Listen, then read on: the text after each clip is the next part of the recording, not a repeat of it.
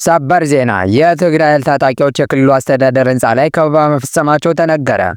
ይህንን በዜናችን የምንመለከተው ጉዳያችን ይሆናል። በሌላኛው ሰበር መረጃችን የአሜሪካ የውጭ ጉዳይ ሚኒስትር ማርኮ ሩቢዮ ከጠቅላይ ሚኒስትር አብይ አህመድ ጋር ተወያዩ።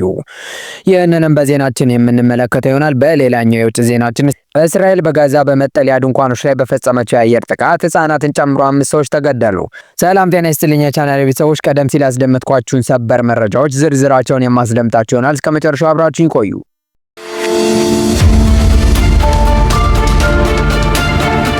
የታጠቁ የትግራይ ኃይል አባላት ደሞዝን ዘገየብን በሚል ቅሬታ መቀሌ የሚገኘው የትግራይ ጊዜያዊ አስተዳደር ጽሕፈት ቤት ህንፃ ላይ ከበባ መፈጸማቸው ተነገረ።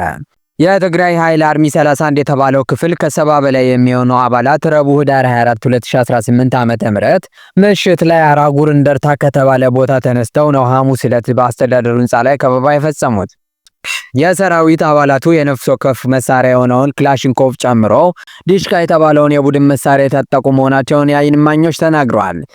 ይህ በእንዲህ እንዳለ የአርሚ 31 የቅርብ አዛዦች ክስተቱን ለማርገብ ሊያናግሯቸው ቢሞክርም ከፍተኛ ባለስልጣናት መጥተው ያናግሩን በሚል ሳይቀበሏቸው መቅረታቸው ተገልጿል። የታጣቂዎቹ እንቅስቃሴ ከትናንት ጀምሮ የታየ መሆኑን ነዋሪዎች ያመለከቱ ሲሆን በዚህም ሳቢያ በመቀለ ነዋሪዎች ዘንድ ስጋት ተፈጥሯል።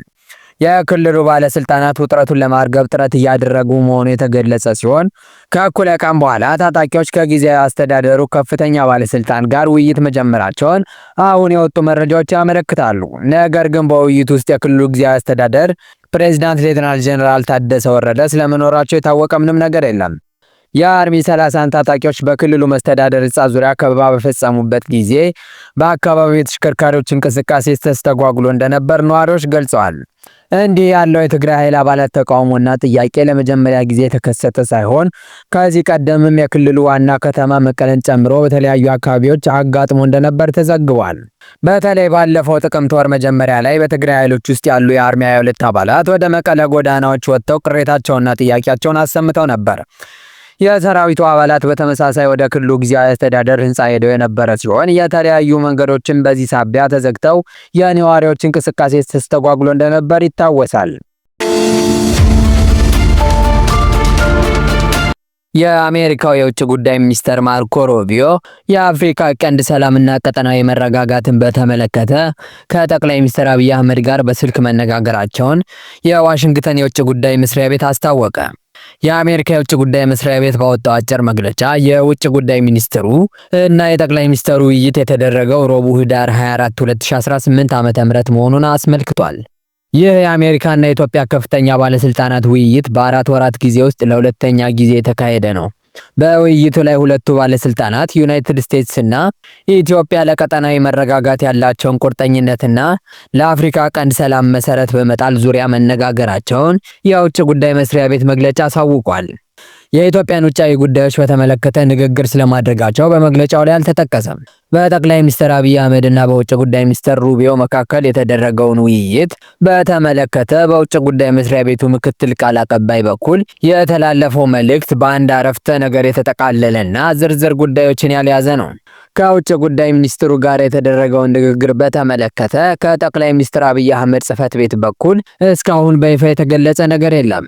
የውጭ ጉዳይ ሚኒስትር ሩቢዮ እና ጠቅላይ ሚኒስትር አብይ ቀጠናዊ የሰላም ጉዳዮችን በተመለከተ ውይይት ሲያደርጉ የመጀመሪያው አይደለም። ከ4 ወራት በፊት ባለፈው ዓመት ነሐሴ አጋማሽ ላይም ተመሳሳይ ውይይት አድርገው ነበር።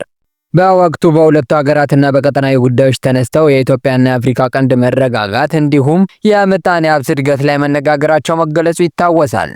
ነሐሴ 15 2017 ዓ.ም በነበረው ውይይት ላይ የውጭ ጉዳይ ሚኒስትር ማርኮ ሩቢዮ በቀጠናው የውይይትና የመረጋጋት አስፈላጊነት ላይ አጽንኦት ሰጥተው ለጠቅላይ ሚኒስትር አብይ ማንሳታቸው መስሪያ ቤታቸው አስታውቆ ነበር።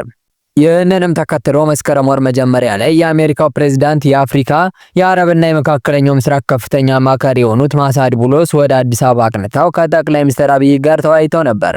በወቅቱ አማካሪው ከጠቅላይ ሚኒስትሩ ጋር በነበራቸው ውይይት ኢትዮጵያ ከጎረቤቶቿ ጋር ስላላት ግንኙነትና በቀጠናው ሰላምና መረጋጋት በማምጣት በኩል ስላላት ሚና ትኩረት ሰጥተው መነጋገራቸውን እንዲሁም በሁለቱ ሀገራት መካከል ስለሚኖር የንግድ ዕድሎች መነሳታቸውን በኤክስ ገጻቸው ላይ አስፍረው ነበር። ከአንድ ሳምንት በፊት ደግሞ የአሜሪካ የአፍሪካ እዝ አዛዥ ጄኔራል ዳግቪን አርኤም አንደርሰን በኢትዮጵያ ጉብኝት አድርገው ከሀገሪቱ የጦር ኃይሎች ጠቅላይ ኢታማዦር ሹም ፊልድ ማርሻል ብርሃኑ ጁላ ጋር ውይይት ማድረጋቸው ተዘግቧል። በአሜሪካና በኢትዮጵያ ከፍተኛ ወታደራዊ መኮንኖች መካከል በተደረገው በዚህ ውይይት ላይ በአፍሪካ ቀንድ ሰላምና መረጋጋት በመፍጠር በኩል የሁለቱ ሀገራት ትብብርና ሚና መነሳቱ የኢትዮጵያ መከላከያ ሚኒስቴር አስታውቋል።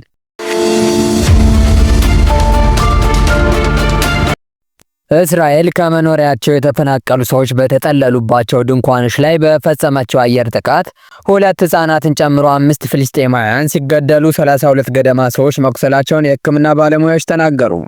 ጥቃቱ የተፈጸመው ከካን ዩኒስ ከተማ በስተምዕራብ አቅጣጫ በምትገኘው የጋዛ የባህር ዳርቻ አልማዋሲ አካባቢ ነው።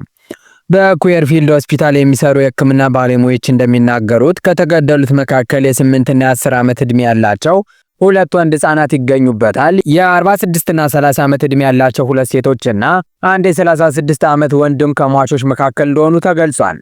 በአየር ጥቃቱ ጉዳት የደረሰባቸው 32 ገደማ ሰዎች የተጎዱት በሆስፒታል ሕክምና እየተሰጣቸው መሆኑን ገልጸዋል። የነፍስ አድን ሰራተኞች አልናጃት ከተባለው ካምፕ አስክሬኖችን ማውጣታቸውን ለቢቢሲ ተናግረዋል። ይህ ካምፕ ባለፉት ጥቂት ወራት ከመኖሪያዎች የተፈናቀሉ በመቶዎች የሚቆጠሩ ሰዎች የተጠለሉባቸው በርካቶች ድንኳኖች የያዘ ነው። የዓይን እማኞች እንደሚናገሩት የመጀመሪያው ጥቃት ኢላማ ያደረገው በአልማዋሲ የተፈናቃዮች ካምፕ ውስጥ የሚገኝ ድንኳንን ነው። ቀጥሎም በኩዌት ሆስፒታል አቅራቢያ ፍንዳታ መሰማቱን አስረድተዋል። ይህም በአቅራቢያ በሚገኙ መጠለያዎች ውስጥ የሰፈሩ ቤተሰቦች ላይ ድንጋጤ መፍጠሩን ገልጸዋል። የእስራኤል ጦር ረቡዕ ዕለት 5 ወታደሮች ላይ የደረሰውን ጉዳት ተከትሎ የሐማስ ሽብርተኞች ላይ ጥቃት መፈጸሙን ተናግሯል። የሐማስ ሽብር ድርጅት በተኩስ አቁም ስምምነቱ ላይ ግልጽ ጥሰት ፈጽሟል። በዚህም ሽብርተኞች በራፋ አካባቢ የተሰማሩ የእስራኤል መከላከያ ሰራዊት ወታደሮች ላይ ጥቃት ፈጽመዋል ሲል ባወጣው መግለጫ ከሷል።